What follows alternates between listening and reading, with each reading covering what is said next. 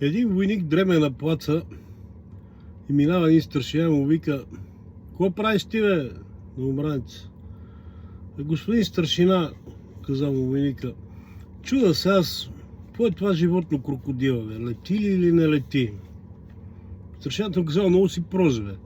Крокодила не лети, това е земноводно влечуга, не лети това."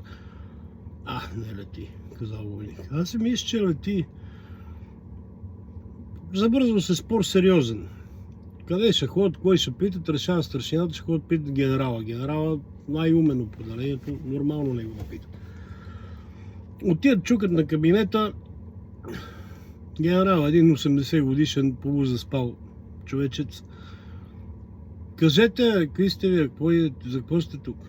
Старшината казал: "Бе, господин генерал, има един въпрос. Кажете. Да питаме ние това животно крокодила, лети ли или не лети?" Имаме спор тук с войника. Генерал такъв един отнесен поглед изкофил.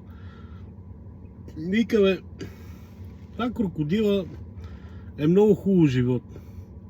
Лети така прекрасно, че си нямате представа. Лети, ама много лети този крокодил, да знаете." Старшината прегледа такъв, затварят вратата и излизат. И войника казал: видели, че лети?" Старшината няма какво каже. Генерала казал: "Вика, бе, лети, ама ниско."